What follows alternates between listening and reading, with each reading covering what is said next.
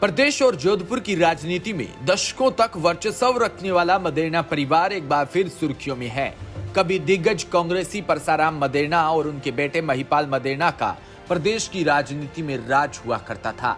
पिता पुत्र के बरसों बाद अब इसी परिवार की मां बेटी सुर्खियों में है। दिव्या ने विधानसभा चुनाव जीतकर मां की हार का बदला लिया तो उनकी मां लीला मदेरणा भी अपेक्स बैंक की चेयरमैन और अब जिला प्रमुख भी है। राजस्थान की राजनीति में भूचाल लाने वाले भंवरी कांड में आरोपी पूर्व कैबिनेट मंत्री महिपाल मदेरणा की कदावर बेटी दिव्या मदेरणा ने ओसिया विधानसभा क्षेत्र से अपने निकटतम प्रतिद्वंदी बीजेपी के भीराराम चौधरी को हराया था। आपको बता दें कि 2013 के विधानसभा चुनाव में इसी सीट पर भीराराम चौधरी ने 75,363 वोट हासिल कर जीत दर्ज की थी। उन्होंने अपनी प्रतिद्वंदी लीला मदेरणा को 15,396 मतों से के अंतर से हराया था। इसके बाद से दिव्या मदेरणा ने सीट पर पूरी तरह से राजनीतिक सक्रियता दिखाई और लोगों से बेहतर संवाद स्थापित किया। दिव्या की दबंग कार्यशैली ने क्षेत्र के लोगों को खासा प्रभावित किया। इसी का परिणाम रहा कि 2018 के चुनाव में दिव्या मदेरणा मां की हार का बदला ले पाई।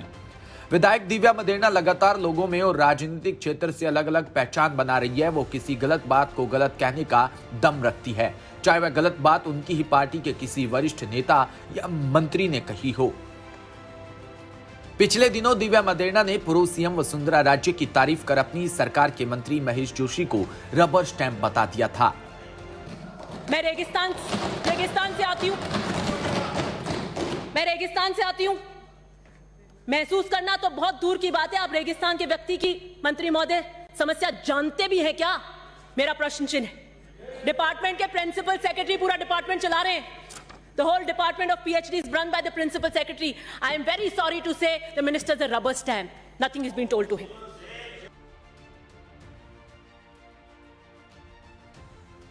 दिव्या ने कहा कि मंत्री महेश जोशी शहर से आते हैं, पता नहीं गांव की समस्याओं को जानते भी है या नहीं, और रेगिस्तान की समस्या को जानते हैं, इस पर तो बड़ा प्रश्न चिन्ह है। दिव्या ने विधानसभा में खुलकर कहा कि पूरा विभाग प्रमुख सचिव चला रहा है, मंत्री महेश जोशी तो रबर स्टैंप बने हुए हैं। इसके बाद यूथ कांग्रेस अध्यक्ष गणेश घोगरा ने पिछले दिनों विधानसभा में आदिवासियों को 12 बोतल महुआ शराब रखने और तैयार करने की अनुमति देने की मांग की थी। घोगरा के इस बयान पर भी दिव्या मदेरणा ने तंज कसा। उन्होंने गणेश घोगरा के शराब वाले बयान पर पलटवार करते हुए कहा कि शराब से सरकार को करीब 13,000 करोड़ के आसपास का रेवेन्यू हर साल मिलता है। सरकार शराब को प्रमोट नहीं कर सकती। सुप्रीम कोर्ट के आदेश के अनुसार शराब का विज्ञापन प्रमोशन नहीं किया जा सकता। आश्चर्य है कि इन सब के बावजूद सत्ताधारी पार्टी के विधायक और यूथ कांग्रेस के प्रदेश अध्यक्ष विधानसभा में शराब संस्कृति को बढ़ावा देने की मांग कर रही हैं। Bureau report, DPK news.